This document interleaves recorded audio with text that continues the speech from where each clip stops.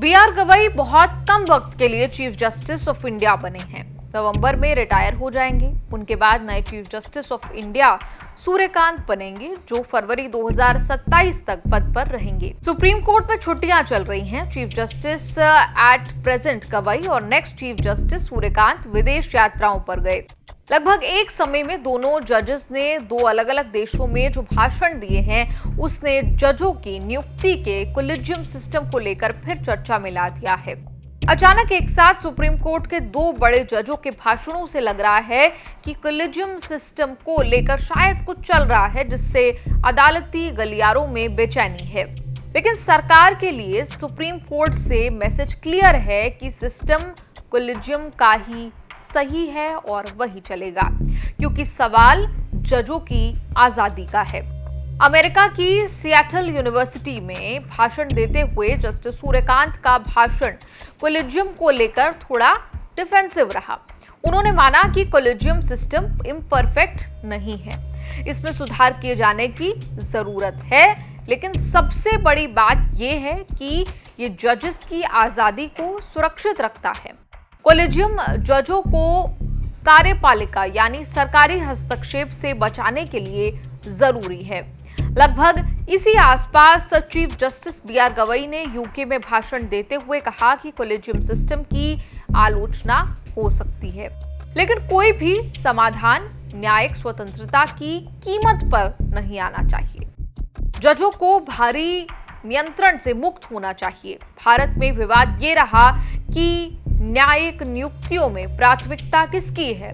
Chief justice Gavai ने उदाहरण दिया कि कैसे 1993 से पहले सरकार ने 2 बार चीफ जस्टिस की नियुक्ति में सीनियर जजों की अनदेखी की थी। कोलिजियम सुप्रीम कोर्ट और हाई कोर्ट जजों की नियुक्ति के लिए सुप्रीम कोर्ट का ही बनाया गया सिस्टम है। 1993 और 1998 के अलग अलग जजमेंट में सुप्रीम कोर्ट ने जजों की नियुक्ति को लेकर डिटेल में व्यवस्था बनाई।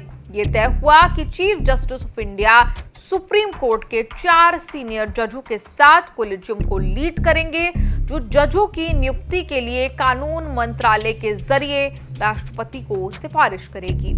सरकार कोलिजियम की सिफारिश को काट नहीं सकती, मतलब जिसे कोलिजियम ने चुना वही जज बनेगा। इस बात को 32 साल हो चले, तब से ये सिस्टम तब तक स्मूथली चलता रहा जब तक मोदी सरकार ने देश की कमान नहीं संभाली। कोलिजियम सुप्रीम कोर्ट और मोदी सरकार के बीच रस्साकशी का कारण बना। 2015 में पहली बार सिस्टम को बदलने की कोशिश शुरू हुई। सरकार 2015 में national judicial appointments commission NJAC बनाने के लिए कानून लाई। कानून ऐसा डिजाइन हुआ कि जजों की नियुक्ति में सरकार का रोल सुप्रीम कोर्ट से सुप्रीम हो जाना था। कोलिजियम को खत्म करके नया न्यायिक नियुक्ति आयोग बनना था। NJAC में चीफ जस्टिस 2 सीनियर जज तो रहते, लेकिन केंद्रीय कानून मंत्री और 2 प्रतिष्ठित लोगों की भी नियुक्ति होनी थी। सुप्रीम कोर्ट ने इसे अपने दायरे में हस्तक्षेप मानते हुए रद्द कर दिया। तब सरकार ने काउंटर नहीं किया। 2019 में दूसरी बार सरकार बनने पर, किरण रिजिजू के कानून मंत्री बनने पर सरकार और सुप्रीम कोर्ट के बीच तकरार का नया दौर शुरू हुआ। तकरार की जड़ में था कोलिजियम सिस्टम। सुप्रीम कोर्ट सरकार के आगे नहीं झुकी।